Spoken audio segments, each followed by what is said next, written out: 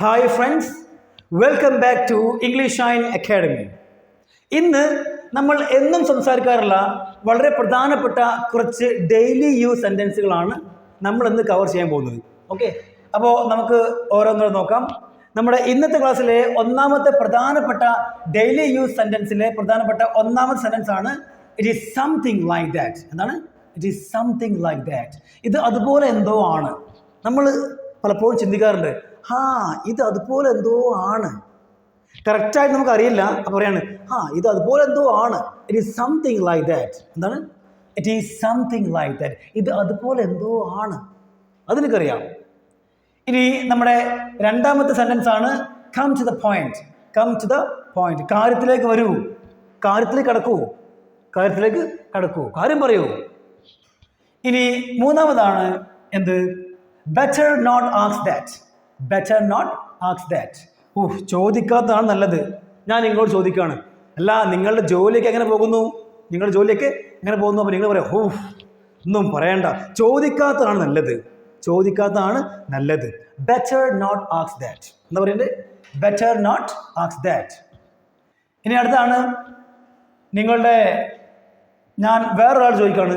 Okay, നിങ്ങളുടെ ജോലി ചോദിക്കാത്തതല്ല. Okay, അതല്ല നിങ്ങളുടെ ജോലി എങ്ങനെ പോകുന്നു? അപ്പം അവൻ പറയാണ് സോ ഫാർ സോ ഗുഡ് എന്ന് പറഞ്ഞ്, സോ ഫാർ സോ ഗുഡ്. നിങ്ങൾ പറഞ്ഞു ചോദിക്കാത്തതാണ് നല്ലത്, ബെറ്റർ നോട്ട് ആസ്ക് ദാറ്റ്. ഇനി അവൻ പറയാണ് അവൻ്റെ ജോലി നന്നായി പോകുന്നു. അപ്പോൾ അവൻ പറയാണ് സോ ഫാർ എന്ന് പറഞ്ഞാൽ ഇതുവരെ, സോ ഗുഡ് വളരെ നല്ലത്. അപ്പം എന്തായി? സോ ഫാർ സോ ഗുഡ് എന്ന് പറഞ്ഞാൽ ഇതുവരെ വളരെ നല്ലതായി പോകുന്നത് എന്നർത്ഥം. ഇനി നമ്മുടെ അടുത്താണ്, അത് കേട്ടിട്ട് ഞാൻ പറയാണ്, ഓക്കെ, നിങ്ങൾ പറഞ്ഞു ചോദിക്കാത്ത നല്ലത്, ബെറ്റർ നോട്ട് ആസ്ക് ദാറ്റ്. അവൻ പറഞ്ഞു സോ ഫാർ സോ ഗുഡ്, ഇതുവരെ വളരെ നല്ലത്.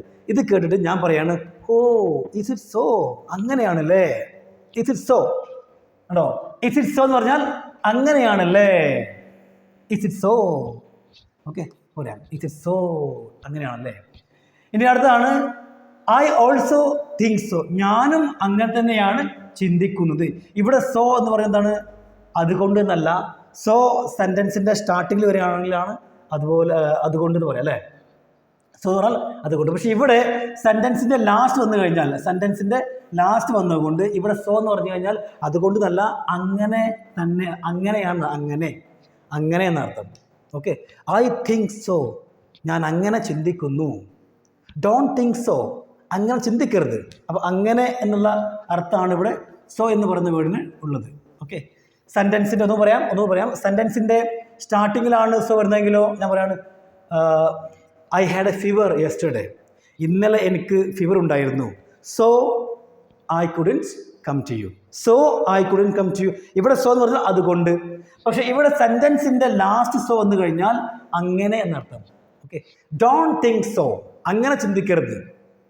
ഐ ഡോണ്ട് തിങ്ക് സോ, ഞാൻ അങ്ങനെ ചിന്തിക്കുന്നില്ല, അങ്ങനെ. Okay, I also think so, ഞാനും അങ്ങനെ തന്നെയാണ് ചിന്തിക്കുന്നത്. ഇനി അടുത്ത് പറയണം എന്ത്? നിങ്ങളുടെ ഫോൺ അടിക്കുന്നുണ്ട്. എന്ന് പറയാം യുവർ ഫോൺ ഈസ് റിംഗിങ്. കണ്ടോ? Your phone